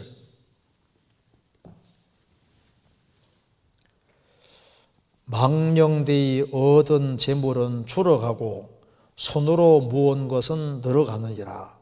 망령되이 얻은 재물은 줄어가고 손으로 모은 것은 늘어가느니라. 왜? 배후에 하나님이 계셔서 그런 겁니다. 그래서 불의로 치부하는 사람은 자고새가 낫지 않을 품은 같아서 중년에는 그것이 떠나겠고 필경은 어리석은 자가 되리라. 자고새가 남의 알을 실컷 품어놓으면 나중에 키워놓으면 날아가 버리잖아요. 그래서 올바르지 않은 방법으로 돈을 모으면은 그게 나중에는 날아갈 것이니까 처음부터 조금 어려울지라도 양심을 따라서 바르게 행하려고 하는 것이 필요할 겁니다. 그래서 과도 광고를 해준다든가 이런 것에 휩쓸리지 말고 나는 어떤 경우에도 그리스도인이라는 그걸 확실히 하고 살아야 되겠네요. 그러니까 우리가 실수 같은 것도 할 수 있고 넘어질 수도 있고 하는데 넘어지면 또 즉시 일어나는 것이 그게 정직하고 바른 거예요. 주님 앞에서 할 때 바르게 행하려고 하는 그것을 주님 보실 때 기뻐하실 겁니다. 그래서 이제 다른 사람, 세상 사람들은 그냥 뭐 이제 과대 광고라든가 이렇게 막 이제 아닌 것도 그런 것처럼 막 이렇게 하는데 그건 세상 사람이 그렇게 하더라도 그리스도인들은 그렇게 하지 않으려고 하는 것이 좋을 겁니다. 그리고 이제 이거 질문 넘어가 봅시다. 그 다음 질문 한번 봅시다. 자, 은사에 관하여 질문 드립니다. 그리스도의 온전한 인격 사랑, 이 책을 읽어보면 성령 충만을 받은 것과 성령 세례를 받은 후 은사는 다른 것이며, 성령 세례를 받으라는 말씀은 오순절이 임하기 전에, 즉 사람들이 구원받기 전에 하신 말씀으로, 성령 세례는 구원받을 때 받는 것이고 은사는 성령 세례를 받은 사람들이 그리스도의 한 몸을 이루기 위한 역할이라고 나와 있습니다. 사도행전 2장 4절과 사도행전 3장 21절에 사도행전 2장에서 오순절에 성령을 받고 성령의 충만함을 받았는데, 창세기 4장, 사도행전 4장 31절에는 다시 이제 성령 충만함 받은 것을 얘기하고 있습니다. 조금 이따 보여드리겠습니다. 그리고 이제 요거 이제 적어놓고 그다음에 이렇게 적어놨습니다. 저는 구원받기 전 성령 충만으로 방언의 은사가 나오는 것이라고 성경을 배웠습니다. 또한 교회에 열심히 다니는 분들과 이야기를 하다 보면 이 은사에 대한 이야기가 항상 나오는데, 은사에 대하여 바른 교훈이 궁금합니다. 은사는 성령님이 주시는 것이고 주시는 기준이 무엇이고 내가 무엇을 잘해야 주시는 것인지, 어떻게 좋은 은사를 받을 수 있는지 궁금합니다. 또한 은사에 관해서 신앙생활에 교훈되는 말씀을 부탁드립니다. 질문이 굉장히 길죠. 간단하게 생각해 봅시다. 자, 은사에 관해 질문 드립니다. 그리스도의 온전한 인격과 사랑, 우리 서적부에서도 있죠. 사랑 읽어보면은 성령 충만을 받는 것과 성령 세례를 받은 후, 여기서 이제 성경에는 성령을 받았다는 말씀도 나와 있고 성령 세례 받았다는 말씀도 나와 있는데, 어떤 차이가 있냐면은 똑같아요. 똑같은데 어떤 차이가 있냐면은 여기 봅시다. 간단하게 봅시다. 성령을 받았다는 말과 성령 세례를 받았다는 말이 무슨 차이가 있느냐? 똑같은데 측면이 다른 겁니다. 성령을 받았다, 성령 세례를 받았다. 성령을 받았다는 말은 뭐냐면, 개인이 있으면은 개인 속에 성령이 들어오셨다 그 말이에요. 성령 세례 받았다는 말은 무슨 말이냐면, 오순절에 성령이 오셨습니다. 오순절에 성령이 오셨는데 오신 성령에 내가 참여하는 거니까, 요거는 성령 세례 받았다는 말은 단체하고 몸에 관계되는 것이고, 성령 받았다는 건 이건 개인. 그러니까 똑같은 겁니다. 그러니까 성령 받았다는 말은 성령 내 속에 들어온 거고, 성령 세례 받았다는 것은 오진 성령에 내가 참여하고 집단, 무리 속에 들어가는 그런 의미니까, 성령 세례 받았다는 것은 항상 주님 몸된 교회에 생각하면 돼요. 그러니까 오신 성령에 내가 참여하는 거니까 단체적인 성격이 강한데, 어쨌든 내 속에 들어오시나 내가 참여에 들어가는 거랑 똑같은 말이지 않습니까? 똑같은 얘기인 거예요. 그래서 이제 성령 충만, 그리고 그 다음에 성령 충만을 받는 것과 성령 세례를 받은 후 은사는 다른 것이며, 그렇죠. 자, 성령을 받은 사람이면은 다 성령의 충만을 받아야 되는 것이 맞습니다. 그러니까 성령을 받은 사람에게 성령 충만을 받으라고 하는 것은 모든 그리스도인에게 주어진 명령이에요, 명령. 그리고 성령 받는 건 한 번인데 성령 충만은 계속적으로 받아야 되는 것이 맞습니다. 왜? 충만이 계속 가는 게 아니니까. 술 잔뜩 먹어서도 술 충만했는데 시간 지나 술 기운 빠지면 어떻게 합니까? 술 다시 먹어야 되잖아요. 성령을 받았는데, 성령 충만은 받았는데 시간 지나가면 성령 충만을 다시 받아야 되는 겁니다. 그래서 항상 성령 충만하면 좋은데, 한때는 충만하다가 쫙 빠져나가지고 충만하지 않을 수 있는 겁니다. 그래서 사도행전 2장 찾아봅시다. 사도행전 2장 4절, 저희가 다 성령의 충만함을 받고 성령의 말하게 하심을 따라 다른 방언으로 말하기를 시작하니라. 저희가 다 성령의 충만을 받았습니다. 사도행전 4장 31절 빌기를 다함에 모인 곳이 진동하더니 무리가 다 성령이 충만하여 담대히 하나님 말씀을 전하니라. 이런 말이 왜 나와 있냐면 성령 충만을 다시 받았지 않습니까? 성령 충만은 반복적이고 계속적인 것이고 성령 받는 것은 단회적인 겁니다. 그리고 이제 성령 세례는 구원 받을 때 받는 것이고, 그렇죠? 성령 받는 것이나 성령 세례 똑같은 말이니까. 은사는 성령 세례를 받은 사람들이 그리스도의 한 몸을 이루기 위한 역할이라고 나와 있습니다. 그렇죠? 왜냐하면 은사를 왜 주시냐 하면은 그 교회 안에서 역할을 잘 감당하기 위해서 하나님이 특별히 사람들에게 은사를 주시는 겁니다. 은사는 그리스도의 한 몸을 이루기 위한 역할이라고 나와 있습니다. 그렇죠. 성경 찾아봅시다. 고린도전서 12장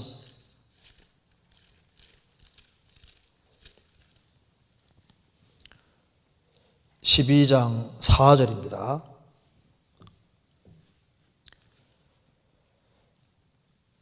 은사는 여러 가지나 성령은 같고 직임은 여러 가지나 주는 같으며 또 역사는 여러 가지나 모든 것을 모든 사람 가운데서 역사하시는 하나님은 같으니 각 사람에게 성령의 나타남을 주심은 성령의 나타남이 은사입니다. 주심은 유익하게 하려 함이니라. 그 뒤에 이제 보시면은 어떤 이에게는 성령으로 말미암아 지혜의 말씀을, 어떤 이에게는 같은 성령을 따라 지식의 말씀을, 다른 이에게는 같은 성령으로 믿음을, 어떤 이에게는 한 성령으로 병 고치는 은사를, 어떤 이에게는 능력 행함을, 어떤 이에게는 예언함을, 어떤 이에게는 영들 분별함을, 다른 이에게는 각종 방언 말함을, 어떤 이에게는 방언들 통역함을 주시나니 이 모든 일은 같은 한 성령이 행하사 그 뜻대로 각 사람에게 나눠주시느니라. 그러면서 몸은 하나인데 많은 지체가 있고 몸의 지체가 많으나 한 몸같이 우리도 그리스도도 그러하니라. 그래서 주님 몸된 교회를 이루기 위해서 하나님께서 성령께서 뜻대로 각 사람에게 은사를 나눠주신다. 왜? 이유는 유익하게 하기 위해서, 교회의 덕을 세우고 교회를 온전케 만들기 위해서 하나님이 은사를 주시는다고 나와 있는데, 그렇죠. 한 몸을 이루기 위한 역할이라고 나와 있습니다. 기록된 대로입니다. 그렇죠. 그리고 이제 질문 내용이 저는 구원받기 전 성령 충만으로 방언의 은사가 나오는 것이라고 성경을 배웠습니다. 자, 구원받기 전 성령 충만으로 방언 은사가 나오는 거라고 배웠습니다. 이건 좀 오해에 같습니다. 왜냐하면은 방언 문제가 구체적으로 거론되어 있는 교회는 무슨 교회입니까? 고린도 교회. 제일 모범적인 교회입니까? 제일 문제가 많은 교회입니까? 성경이 말씀하기를 너희가 아직도 육신에 속한 자로다. 자, 성령 충만한 교회가 아니고 방언이 제일 많았던 그 방언 문제가 됐던 것 자체가 지금 가장 육신적인 교회 안에서 방언이 있었던 겁니다. 방언. 성경 찾아봅시다. 고린도전서 3장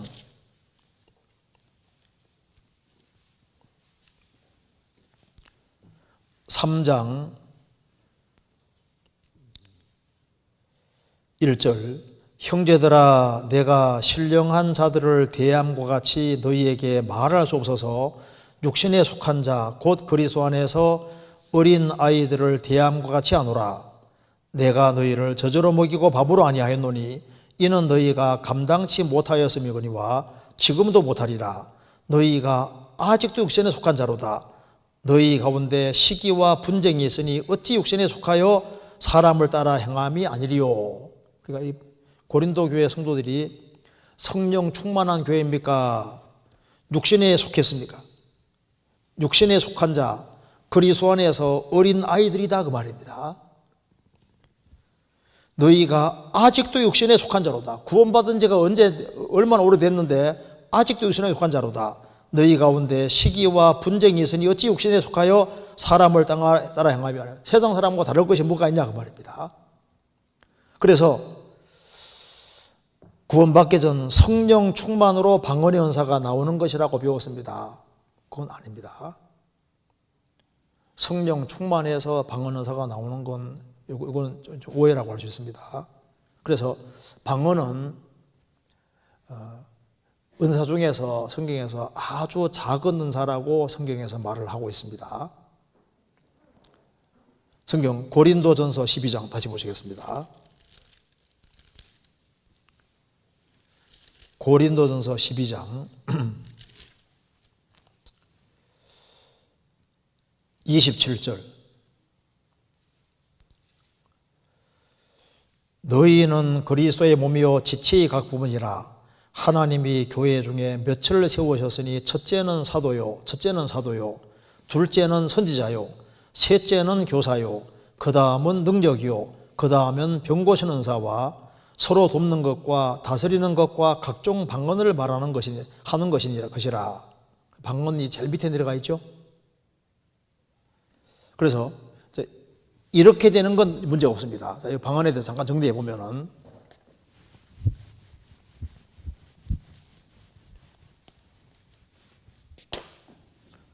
그러니까 회개하고 복음 믿으라고 했습니다. 복음 믿을 때 사람이 이제 죄를 사함을 받습니다. 죄 사함 받을 때 그 결과 사도행전 2장에 말한 대로 죄 사함을 얻으라 그리하면 성령을 선물로 받으리니 성령을 받고 성령 받은 그 결과로 여러 가지 다양한 은사들이 나올 수 있다 그 말입니다. 근데 은사 중에 그 하나가 여기 이제 각종 방언 말하는 것이라고 했습니다. 그러면 봐요. 죄를 사함 받고 성령을 받은 결과로 이러저러한 은사들이 나온다면 문제될 것이 없잖아요. 근데 이제 문제는 거꾸로 되면 안 되는 겁니다. 내가 방언하기 때문에 성령을 받았을 것이고 죄를 사함 받았을 것을 거꾸로 생각하면 안 되는 거예요. 그래서 방언하는 것 자체가 한다고 해서 그게 구원받은 증거는 될 수 없습니다. 왜냐하면 방언보다 위의 은사들 병 고치고 귀신 내쫓고 다 해도 마태복음 7장 보면 쫓겨났잖아요. 마태복음 7장에 보시면은 주의 이름으로 선자 노릇하며 귀신 내쫓고 많은 권능행치 않았습니까? 주님 모른다 그랬죠? 그러니까 방언하는 것보다 더 큰 은사가 병도 고치고 이적을 행하고 또 주님 말씀을 가르치고 그렇게 했음에도 불구하고 거듭 만날 수가 있는 거라고. 그러니까 거듭난 결과로 이것저것이 나오면 문제될 것이 없는데 내가 이제 방언하기 때문에 거듭은 이미 났을 거라고 거꾸로 생각하면 큰일 나는 거예요. 왜? 제가 만나본 여러 사람들도 방언은 하는데 구원 안 받은 사람들이 얼마든지 있는 겁니다. 무슨 말이 되시죠? 우리 그 아프리카에서 이렇게 오신 목사님들 이제 한국에 와서 우리 교회에서 이제 공부해서 이제 그분들이 이제 확실히 이제 거듭 나와서 지금 아프리카 활발하게 보면 지 않았습니까? 근데 그분들이 거의 하나같이 병 고치고 막 이렇게 이적 행하고 하고 방언하고 다 하시던 분들인 거예요. 딱 거듭 나자마자 다 끊어졌습니다. 그러니까 여기 거꾸로가 안 되고 죄를 사함 받고 성령 받은 결과로 은사가 나오는 것에 대해서는 우리가 그 성경 문제가 안 되는 겁니다. 또 한 가지는 근데 온 교회가 다 방언하면 이건 또 진짜 문제가 심각한 거예요. 왜냐하면 여기 성경 봅시다. 고린도전서 12장 29절 다 사도겠느냐 일부란 말이지 않습니까? 다 선지자겠느냐 다 교사겠느냐 다 능력을 행하는 자이겠느냐 다 병 고치는 은사를 가진 자이겠느냐? 다 방언을 말하는 자이겠느냐? 다 통역을 말하는 자이겠느냐? 일부란 얘기죠. 그래서 온 교회가 전부 다 방언하면은 성경적입니까? 비성경적입니까? 당연히 비성경적이죠. 다 그렇게 했느냐? 아니란 얘기지 않습니까? 고린도전서 14장 23절 그러므로 온 교회가 함께 모여 다 방언으로 말하면 무식한 자들이나 믿지 않는 자들이 들어와서 너희를 미쳤다 하지 아니하겠느냐. 그러니까 일부라는 것을 확실히 알 수가 있는 겁니다. 그래서 여기에 이제 방언은 하는 것은 성령 충만의 증거가 될 수가 없고, 그리고 방언한다는 것 자체가 성령 받은 증거가 될 수 없습니다.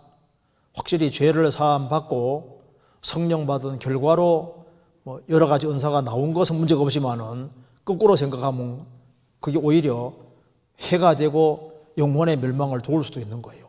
나는 방언하기 때문에 거듭났다. 그러니까 방언하는 것과 거듭나는 건 상당히 다른 얘기입니다. 그리고 그게 성령 충만한 증거도 되지 못하는 거예요. 그리고 이제 그 다음에 빨리 넘어가 봅시다. 자, 은사는 성령님이 주시는 것이고, 그렇죠. 은사는 성령님이 주시는 겁니다. 그러니까 성경 찾아봅시다. 고린도전서 12장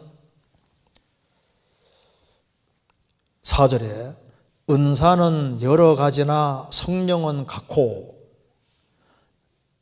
은사는 여러 가지나 성령은 같고 같은 성령이 은사를 주시는 겁니다. 그리고 7절에 각 사람에게 성령의 나타남을 주심은 유익하게 하려 하심이니라. 그리고 11절에도 이 모든 일은 같은 한 성령이 행하사 그 뜻대로 각 사람에게 나눠주시느니라.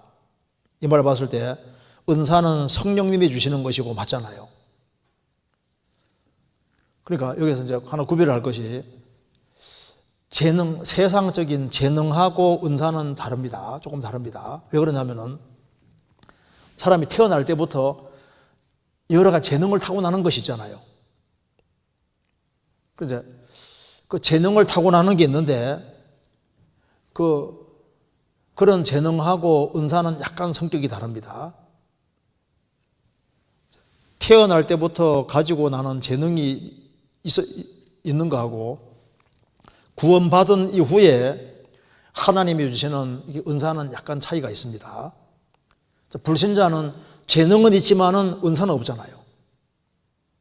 그런데 이제 사람이 이제 거듭나서 새 사람이 되면은 주님이 새로운 마음을 주시고 새로운 정신을 주시고 새로운 힘을 주시고, 그리고 이제 하나님께서 그 사람에게 주님이 주 안에서 귀하게 쓰임 받도록 하기 위해 주님이 여러 가지 은사를 주시는 일이 있는 겁니다. 그래서 자기를 위해 사용하던 그 재능에 불과했는데 주 안에서 새로운 마음과 새로운 정신으로 살고 성령님의 도우심을 받으면 그 재능에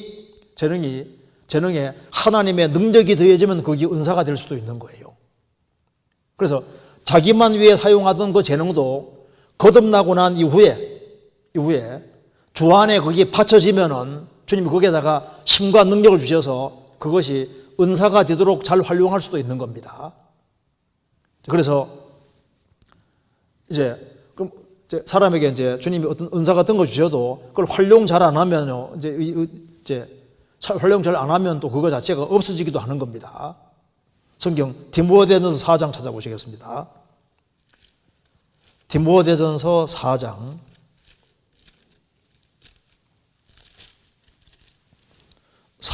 14절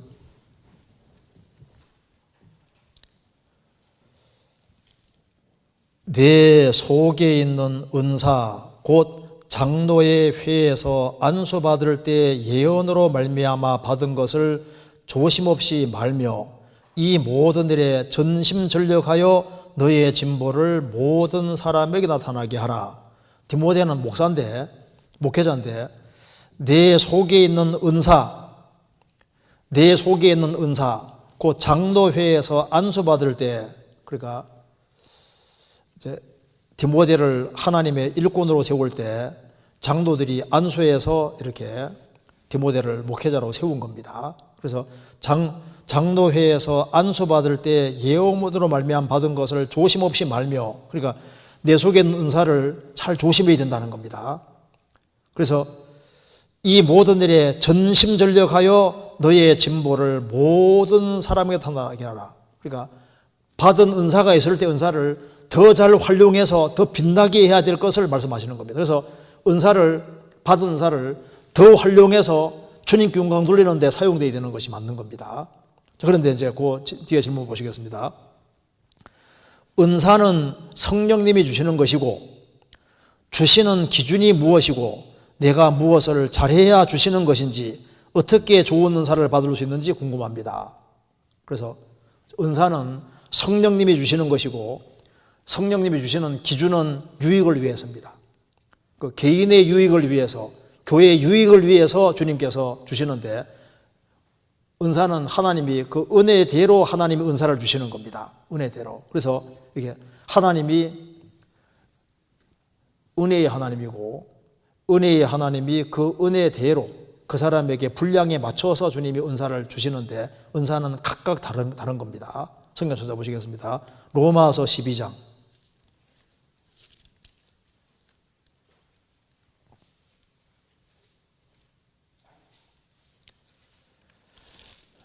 로마서 12장 3절입니다.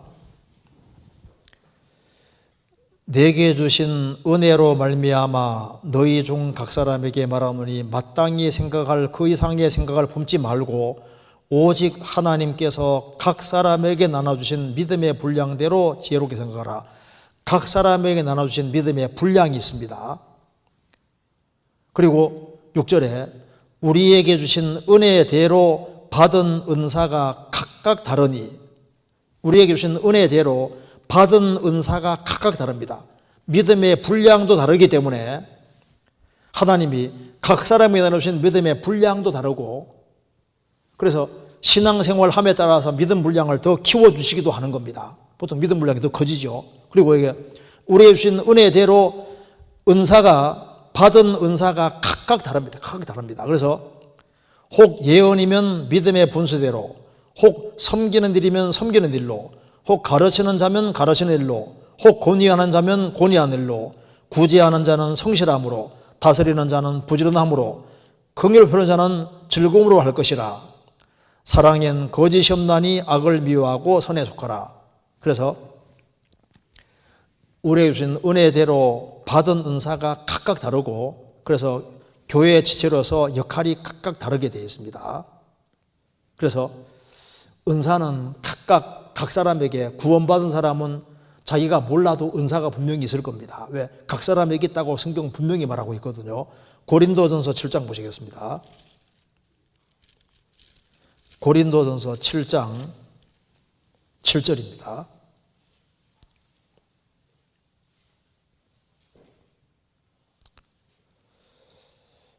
나는 모든 사람이 나와 같기를 원하노라. 그러나 각각 하나님께 받은 은사가 있으니 하나는 이러하고 하나는 저러하니라. 각각 하나님께 받은 자기 은사가 있다. 구원받고 성령 받은 사람에게 각각 자기가 받은 은사가 분명히 있습니다. 지체의 각 부분으로서 자기 은사가 있거든요. 그래서 내가 구원받기 전에 가지고 있던 그런 재능 말고, 재능에 새로운 성령이 역사하셔서 구원받으면 새 사람이 되고 새로운 피조물이 되면은 새로운 피조물로 주님이, 그전에는 그냥 단순한 재능만 있었는데 거기에다가 또 하나님이 성령께서 역사하시면 그거 자체가, 거기에 하나님 은혜와 사랑이 더해지면 그것도 은사가 될 수가 있게 되는 거거든요. 각자에게 이제 주님이 여러 가지로 이제 은사를 주시는데 각각 자기의 받은 은사가 있으니 하나는 이러하고 하나는 저러하니라.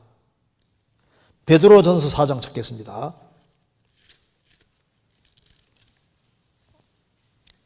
베드로전서 4장 10절.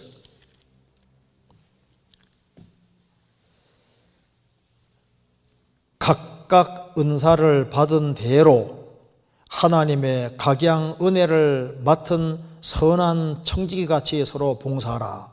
그러니까 이렇게 각각 은사를 받은 대로 성경에서 분명히 말씀하시기를 각각 로마서 12장 6절에도 우리에게 주신 은혜대로 받은 은사가 각각 다르다.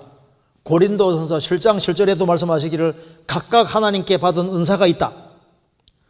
베드로는 4장 10절에도 말씀하시기를 각각 은사를 받은 대로, 그러니까 어떻게 좋은 은사를 받을 수 있는지, 은사는 성령님께서 주시는 것이고 주시는 기준은 무엇이고 내가 무엇을 잘해야 주시는 것인지 어떻게 좋은 은사 받을 수 있는지 궁금합니다.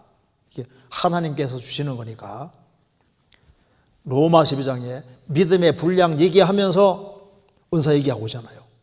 그러니까 우리가 믿고 구원을 받고, 그러니까 먼저는 거듭나야 돼요.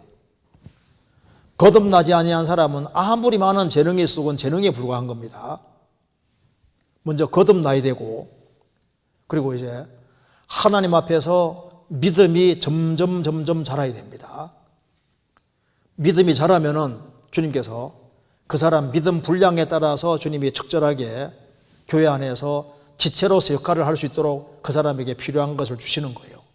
그리고 은사라는 것은 주님께서 주님 몸된 교회를 세우기 위한 목적으로 되어 있기 때문에 주님께 적절한 은사 주실 때 반드시 교회에 연결되어야 됩니다. 교회에 연결되어서 정상적으로 신앙생활을 하다 보면 주님께서 그 사람 신앙 분량에 따라서 적절하게 주님이 은사를 주시고, 그래서 어떤 사람은 이제 거듭나고 난 이후에 참 신기하게도 주님이 그 사람을 사용하시는데 그 사람에게 주님이 지혜도 주시고 능력 주시고, 어떤 사람은 또 주님이 또 돈 버는 재능도 주시고, 뭔가 이렇게 사람에게 그게 이제 단순한 재능을 넘어서서 거기에 하나님 영광을 위해서 잘 사용하도록 하지 않습니까? 주님이 그 사람에게 은혜를 더해 주시면은 그것도 은사가 될 수 있고, 그 다음에 원래부터 없었는데 구원받고 난 다음에 주님이 주시는 그런 은사들도 있습니다. 그래서 우리가 이제 주님께서 어떻게 하면 좋은 은사 받을 수 있느냐, 일단은 은사는 주님이 주시는 거니까 일단 하나님께 잘 보여야 되고 믿음에서 살아야 되고 반드시 교회에서 연결되어야 됩니다. 그래서 은사와 직분은 다르지만은 이 긴밀하게 연결되어 있는 것이 맞는 거예요. 그리고 은사 중에서 성경에서 더욱 좋은 은사를 사모하라 했는데 그 은사가 뭔지 아시죠? 고린도전서 12장 보시겠습니다. 고린도전서 12장 31절.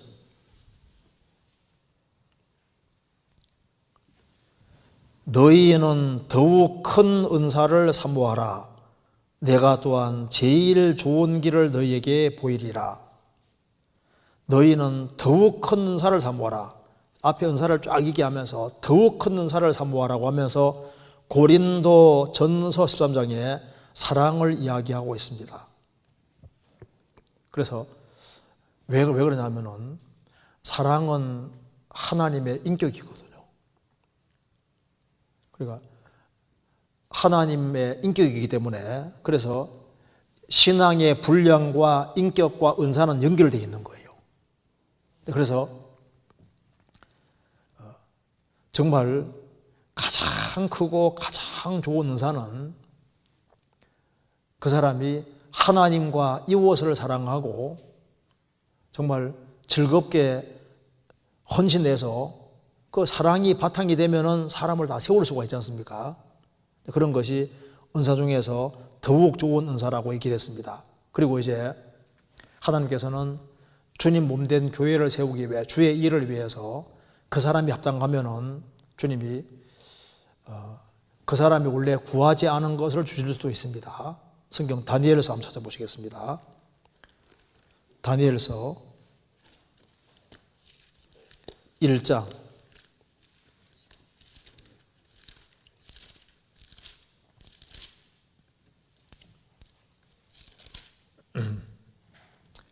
17절.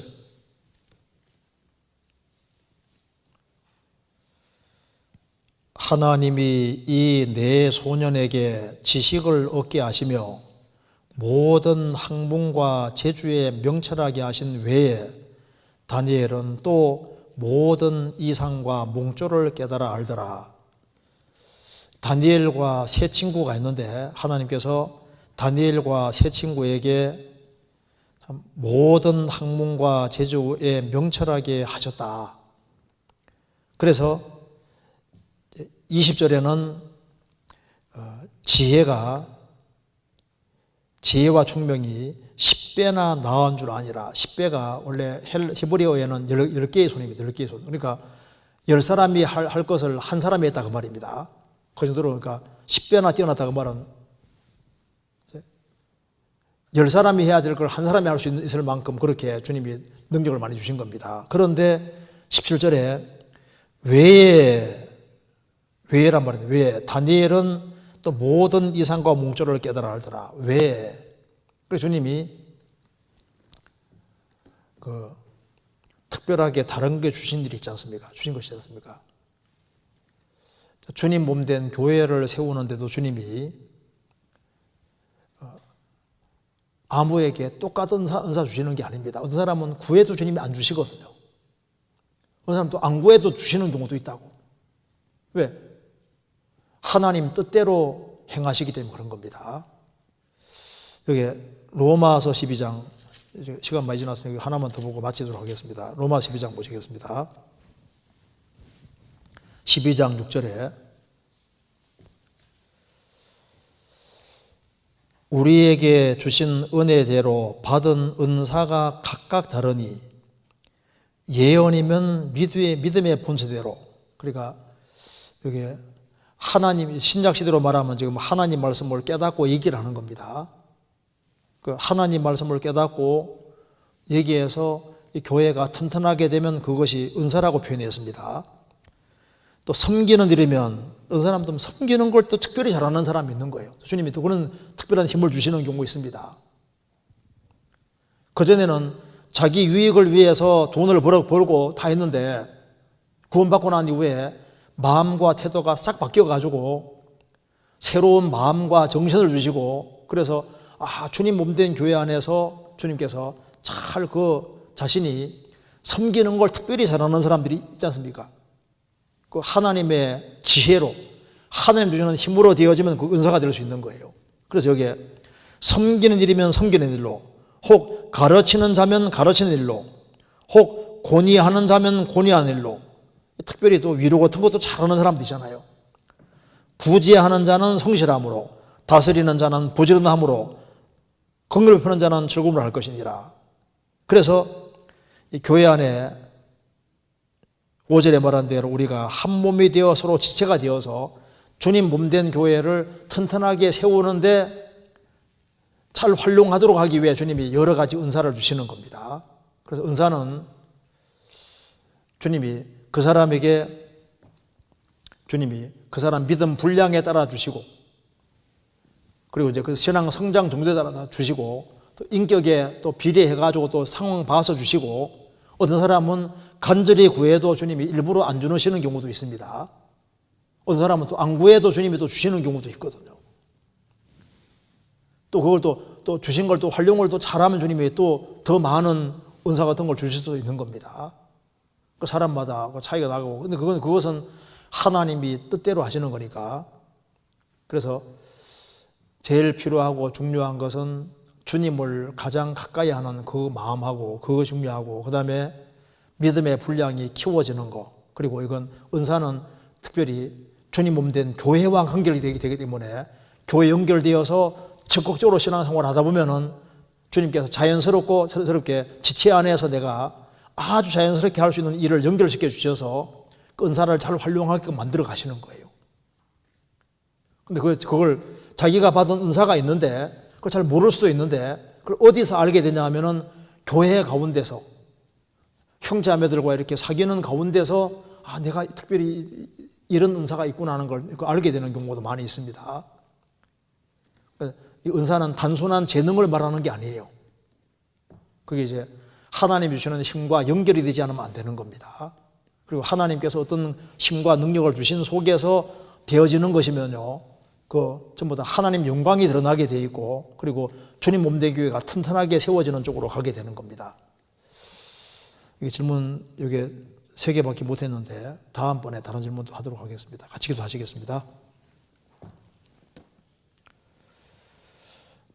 은혜와 사랑이 충만하신 하나님 아버지, 저희들을 주의 보배로운 피로 구원해 주시고 또 주님 몸된 교회 안에서 살게 해주시는 것을 감사합니다. 주님 안에서 귀하게 쓰임받을 수 있도록 우리의 삶을 다스려 주시고 주님께서 도와주시기를 간절히 기도합니다. 가정마다 지켜주시고 또 병중에 있는 사람들 속히 회복시켜 주시고 또 주님 맡기신 사명을 잘 감당할 수 있도록 도와주옵소서. 주의 복음이 더 활발하게 증거될 수 있도록 역사해 주시고 우리 모두를 귀하게 사용해 주옵소서. 우리 구주 예수 그리스도 이름으로 기도하옵나이다. 아멘.